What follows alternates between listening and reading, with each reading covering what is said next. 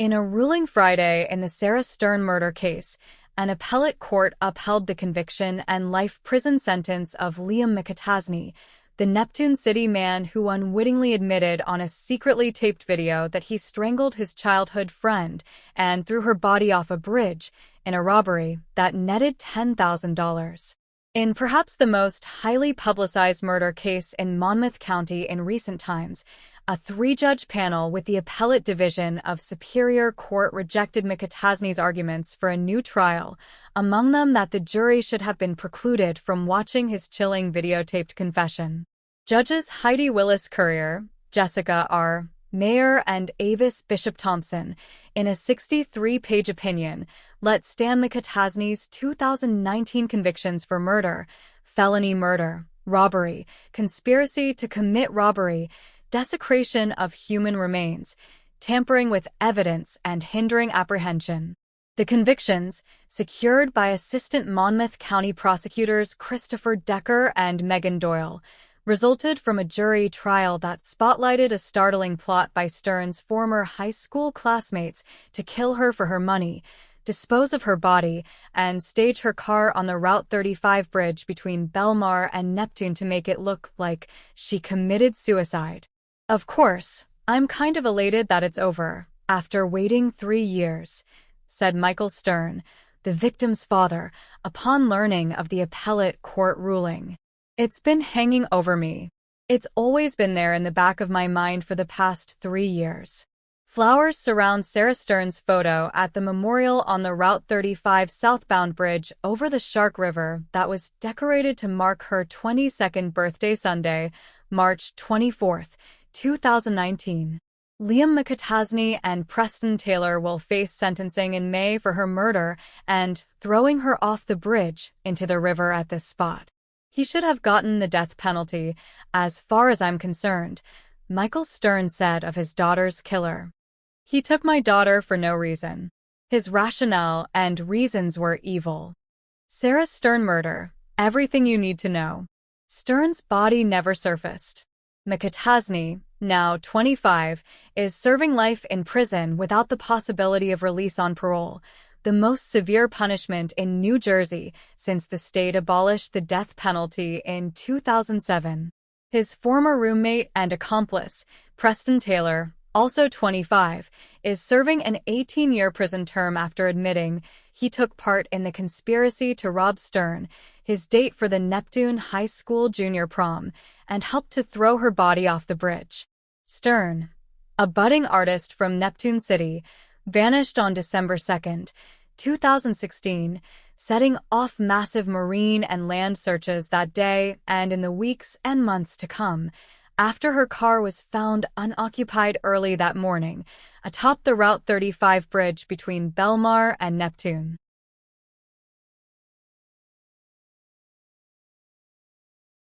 Her disappearance remained a mystery until January 2017, when a former Neptune high school classmate of McAtasney came forward to authorities and revealed details of a conversation McAtasney had with him on Thanksgiving 2016. Sarah Stern murder. Accomplice Preston Taylor loses appeal to reduce 18-year sentence. The former classmate, horror filmmaker Anthony Curry, revealed that McAtasney told him he planned to choke Stern to death and rob her of a large sum of money that she had recently found. Curry said McAtasney told him he and Taylor were going to throw Stern's body off the bridge and leave her car there to make it look like she jumped, something defense attorney Carlos Diaz-Cobo tried to dismiss as an attempt to impress the filmmaker with a potential movie plot. Curry told police he never took the conversation seriously until after Stern went missing. Investigators enlisted Curry to engage McAtasney in a conversation about Stern and secretly videotape it. Curry met with McAtasney on Ocean Avenue in Bradley Beach on January 31, 2017, and recorded him discussing Stern's murder in chilling detail for a half hour. McAtasney and Taylor were arrested the following day. When the video was played for the jury, it was arguably the most dramatic part of a trial that was covered by a swarm of media outlets, including all of the major television networks for their news magazine programs. On the video, McAtasney told Curry he timed the killing with an application on his cell phone, and that it took him a half hour to choke Stern to death while the victim's dog sat and watched. He said he choked Stern in her home, stuffed a t-shirt down her throat so she wouldn't vomit, and held his finger over her nose until she died. The killing occurred while Stern's father, with whom she lived, was vacationing in Florida. McAtasney, on the videotape, lamented to Curry that the money he killed Stern for, which she had found in a shoebox in a house her family owns in Avon, was in bills that were of such poor quality, he couldn't use them or deposit them in the bank, so he buried the cash at Sandy Hook. Investigators later found it there when Taylor directed them to the precise location. McAtasney told Curry he went to work at a local restaurant after killing Stern and returned to her house later that night with Taylor to get rid of her body. He said he placed Stern's body in the passenger seat of her car and drove it to the bridge, with Taylor following in a second car he referred to as the escape car. On the bridge, McAtasney said he needed Taylor's help to throw Stern's body over. "The worst part is, we threw her off the bridge, and the body never showed up," McAtasney told Curry on the secretly recorded video. In his appeal, McAtasney argued it was a mistake requiring reversal of his convictions to allow the jury to see the surreptitious recording by Curry of defendant's alleged confession. The appellate court decision said, rejecting the defendant's argument. Defendant agreed to meet with Curry after already communicating with him and voluntarily described his killing of Sarah. The judges wrote, the trial court did not err in admitting the statements defendant made to Curry. McAtasney also alleged multiple instances of prosecutorial error denied him a fair trial, including statements in the prosecution's summation that Taylor was a credible witness. The appellate judges rejected that argument, saying prosecutors were permitted to respond to the defense attorney's summation in which he repeatedly called Taylor a liar.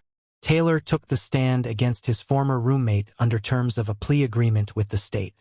He testified that McAtasney told him they stood to gain $50,000 to $100,000 by robbing and killing Stern, but in reality, the robbery only netted them about $10,000. Taylor said his share of the proceeds was $3,000, but the money was in old bills that were in such disrepair, they were useless. He told the jury the plot to rob and murder Stern was concocted months earlier, after McAtasney learned Stern found the shoebox full of cash at her family's home in Avon.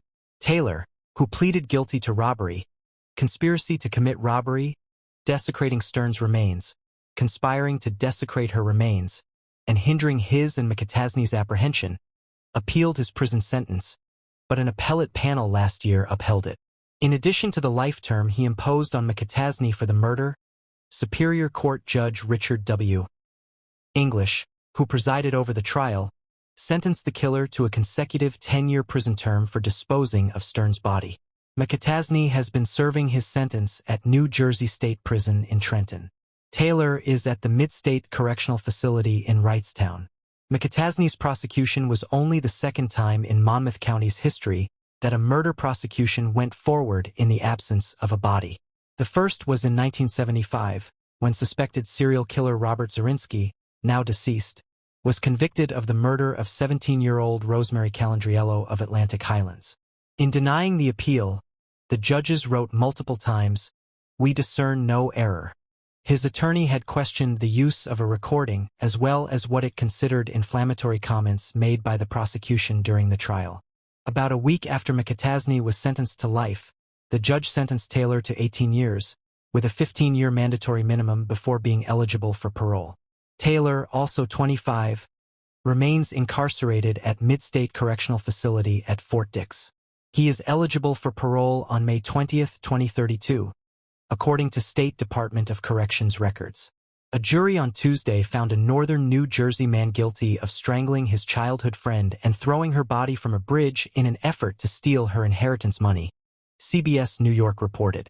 Prosecutors said 21-year-old Liam McAtasney killed 19-year-old Sarah Stren inside her Neptune City home in December 2016. He and his roommate, Preston Taylor, then dumped her body off the Belmar Bridge near the New Jersey shore. Stern's body was never found. McAtasney was convicted of murder, robbery, and other counts including desecration of human remains, the Associated Press reported. His sentencing is set for May, where he'll be facing life in prison. Earlier this month, prosecutors showed the jury what they called a confession from McAtasney. His friend, Andrew Curry, secretly recorded it 2 months after Stern disappeared. Defense attorney Carlos Diaz-Cobo called the conversation a lie McAtasney spun to impress the amateur horror filmmaker with whom he was conversing, a